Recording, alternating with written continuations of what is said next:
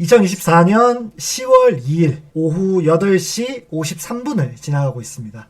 반갑습니다. 영구입니다. 일단 이번 시즌 마무리를 한 상태고 혼자 하는 것도 좋은데 아무래도 많은 분들에게 또 다른 블로거 한 분을 소개를 시켜드리고 여러 가지 다양한 의견을 나누고자 오늘 네이버에서 활발하게 활동하고 계시는 초심 자이언츠님을 모셨습니다. 소개 한번 부탁드리겠습니다. 네, 안녕하세요. 네이버 블로그에서 롯데 관련해서 글 쓰고 있는 초심 자이언츠라고 합니다. 반갑습니다. 아, 네, 반갑습니다. 목소리가 상당히 맑으시네요. 아, 예, 감사합니다. 네.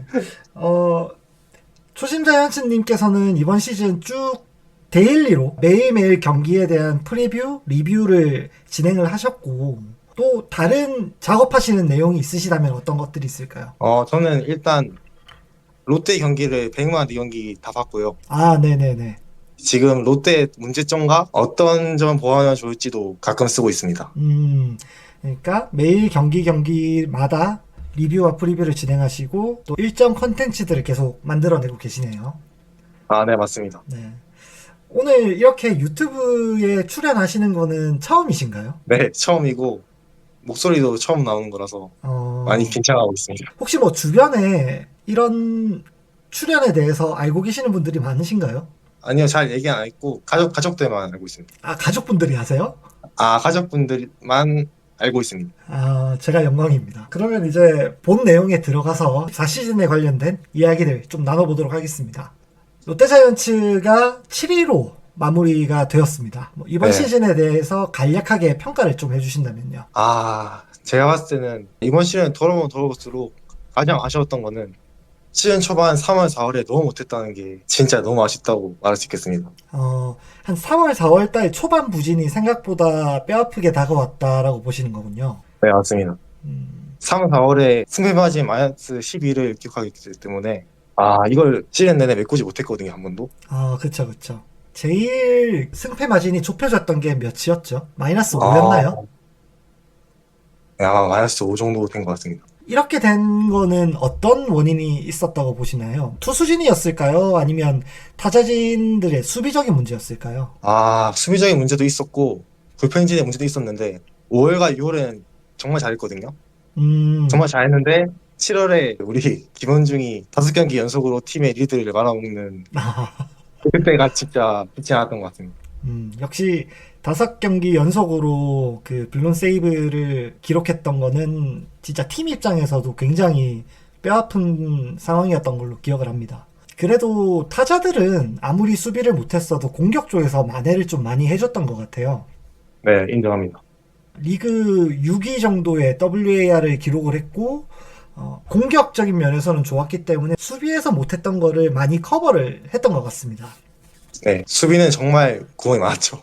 반면에 이제 투수진들은 리그 8위 정도의 WAR을 기록했고 이것이 고스란히 순위에 나타났다고 봐야 하는데 아무래도 새로 감독이 부임을 하면서 여러 가지가 롯데에 영향을 미쳤다고 볼 수 있는데 1년 동안 되돌아봤을 때 김태형 감독님이 좋았던 부분은 무엇이고 안 좋았던 부분은 어떤 것들이 있었을까요? 먼저 좋았던 부분을 조금 말씀을 해주신다면.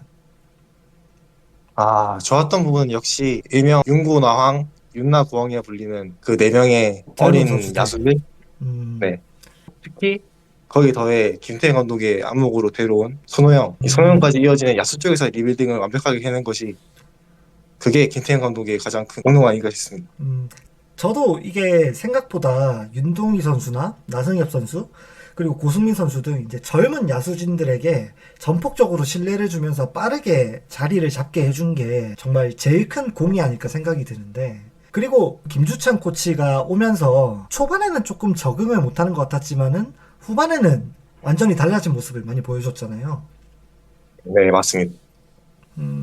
어떤 부분이 더 마음에 드세요? 홈런을 많이 치는 그런 파워 히터가 많은 게 좋으세요? 아니면 지금 이런 중장거리형 타자들이 있는데 2루타와 3루타를 많이 쳐가지고 또 점수를 만들어내는 이런 기민한 움직임이 더 좋으세요?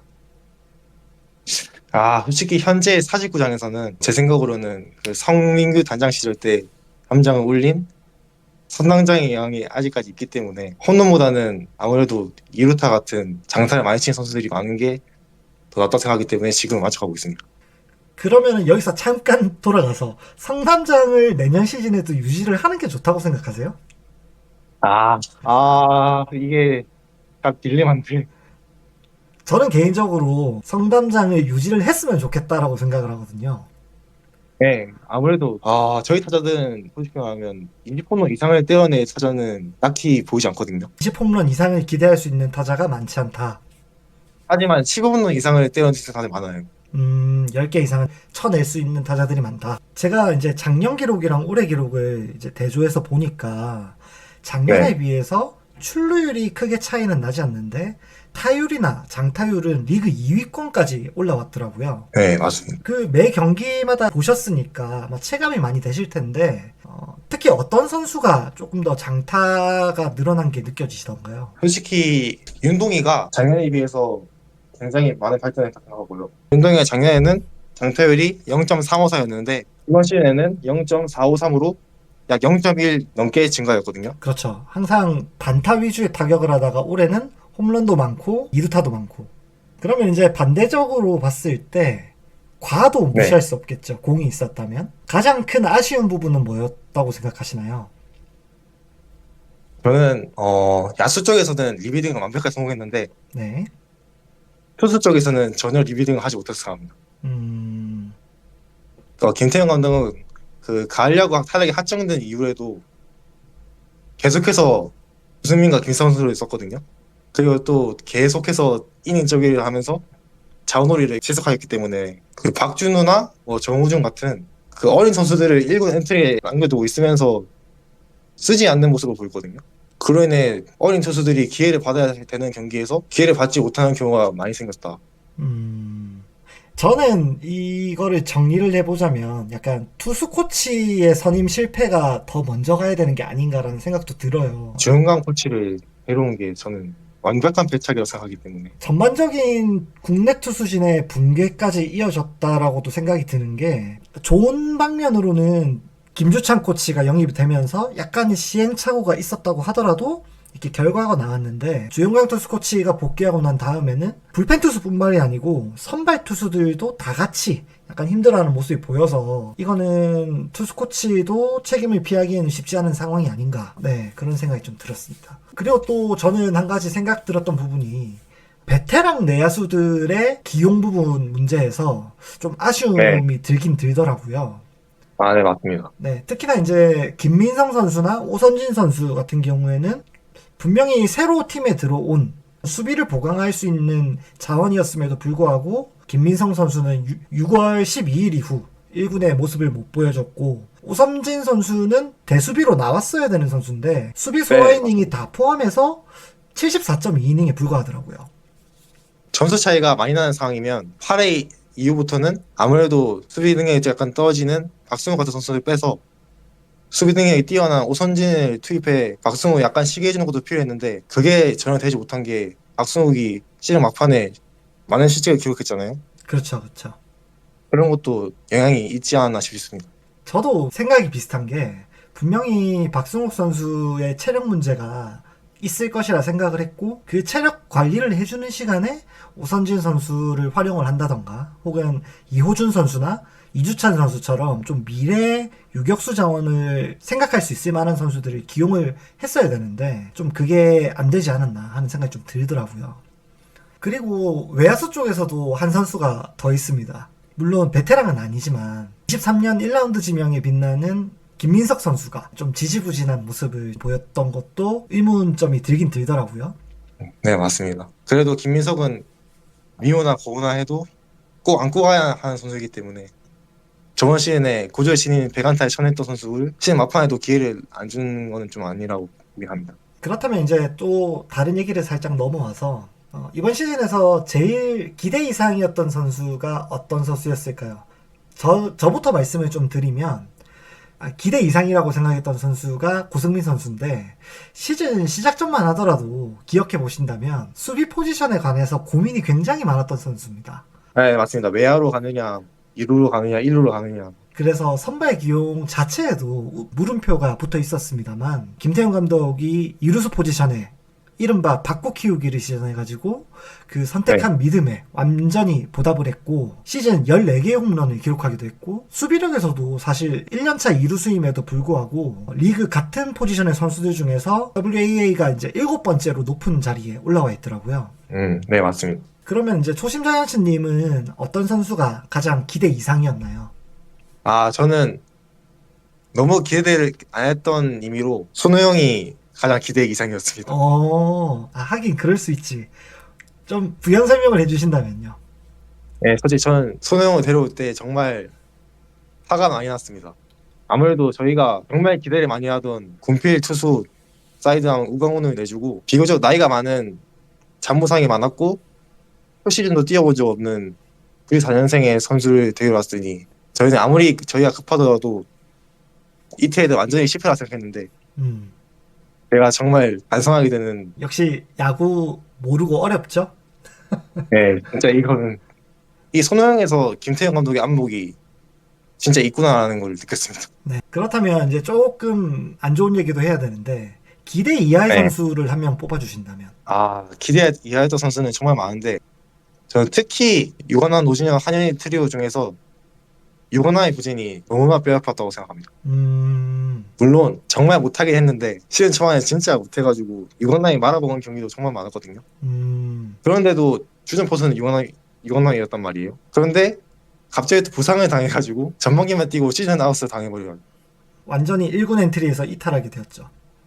이 빈자리는 손성빈과 정복은 지금 아파에는 서동욱, 강태우, 강승우 같은 선수들이 맡았지만 이 선수들이 그 주전 포수라는 그리고 롯데 안방만이라는 자리를 지키기에는 너무나 벅차 보였습니다. 저도 이제 기대 이하의 선수를 생각해 보다 보니까 한 명이 생각났는데 저는 네. 박세웅 선수입니다. 박세웅, 네. 박세웅 선수도 좀 안 좋았죠. 구승민 선수나 김원중 선수 같은 경우에는 제가 예전에도 영상에서 말씀을 드렸지만 몇 년간 공을 굉장히 많이 던졌기 때문에 안식년이 어느 정도 예측이 되던 선수들이었지만 박세영 선수는 아니거든요. 선발 로테이션을 도는 선수들은 충분히 휴식 시간도 있기 때문에 더 꾸준하게 활약을 할 수 있는 선수들임에도 불구하고 박세웅의 경우는 그건 아니었다. 그리고 연봉 대비 성적으로 비춰봐도 박세웅 선수 네. 연봉이 올 시즌 13억 5천만 원이더라고요. 근데 제 기억에는 박세웅 선수가 아마 6승이었을 거예요. 네, 6승 7패 그렇겠죠. 네.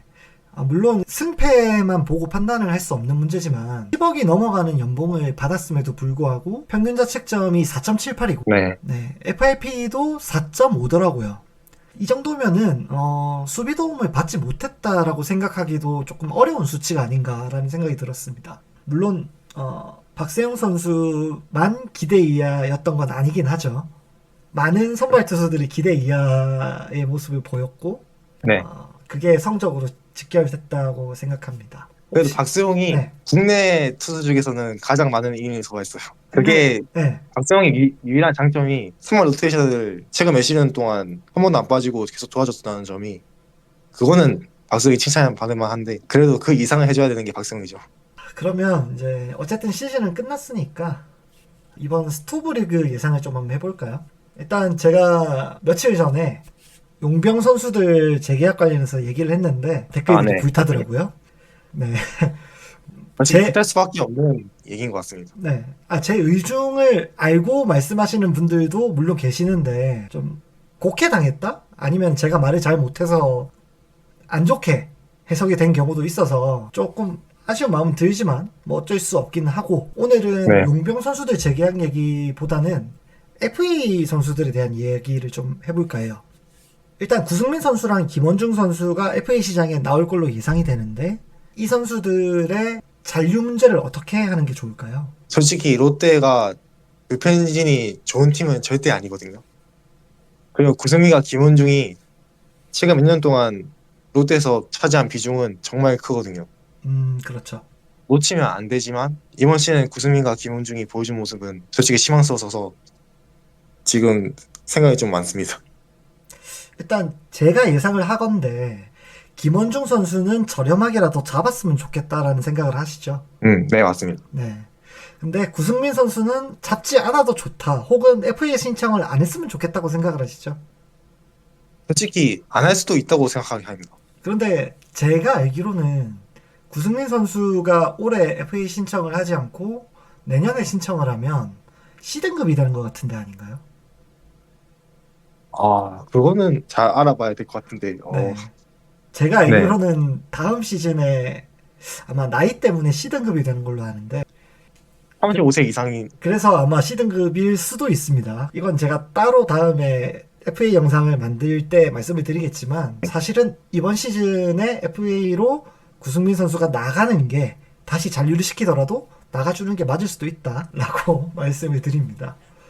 다시 한번 생각해 보세요. 그게 맞는지 안 맞는지. 아무튼 다음으로 넘어와서 네.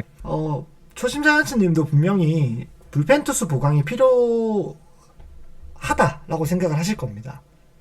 트레이드가 가장 현실적인 방법이라고 생각이 드는데 한 몇 명 정도 더 불펜 투수가 영입이 되거나 추가가 되었으면 좋겠나요? 솔직히 지금 시즌이 끝나고 방출되는 선수를 데려올 가능성도 높다고 보는데 그렇게 한다고 해서 보편진이 강해질 거라고는 전혀 생각이 되지 않거든요. 그렇다고 FA 시장에서 돈을 쓸 수도 없을 것 같아요. 왜냐하면 그 유강난 오진이와 한현희를 사면서 많은 돈을 썼기 때문에 모기업에서 지원을 안 해준다는 얘기가 돌고 있거든요. 그래서 불펜진을 보강하는 방법은 트레이드밖에 없긴 한데 일단 구승민과 김원중을 잡고 생각해봐야 될 것 같습니다. 이미 그 트레이드 썰이 돌고는 있더라고요. 외야수 자원을 매물로 내놓고 반대급부로 불펜 투수를 노린다라는 이야기가 좀 돌고 있는 것 같았습니다. 솔직히 말하면 지금 롯데가 외야진은 약간 포화 상태라고 봐도 되거든요. 그렇다고 근데 불펜 투수를 데려올 수 있는 괜찮은 선수는 그러면 일단 불펜 투수진이 어느 정도 보강이 될 거다라고 예상을 해보고 25 시즌에는 어떻게 될 거라고 보시나요? 몇 위 정도를 기대하고 계십니까? 솔직히 기대는 5위고요. 5위. 솔직히 내년에도 이거 봐. 롯데 얘기하니까 한숨부터 나오잖아. 이거 봐. 이게 좋지 않은 잘 모르겠습니다. 마지막으로 혹시 하시고 싶은 말씀이 있으시다면? 이렇게 영꾸님 유튜브에 나오게 돼서 영광이고요. 첫 목소리 출연이라서 많은 긴장을 했는데 너무 떨어서 약간 죄송스럽고 저는 미우나 고우나 항상 롯데를 응원할 준비가 되어 있기에 선수들이 조금만 더 잘해줬으면 좋겠습니다. 선수들이 잘해줬으면 좋겠다. 그리고 네. 블로그 홍보 하셔야죠. 네, 저는 네이버 블로그에서 초심 자이언츠라는 이름으로 열심히 활동하고 있고요. 나중에 뭐 유튜브나 방송 쪽으로도 진출할 생각이 있습니다. 유튜브도 들어오실 생각 있으신가요? 네.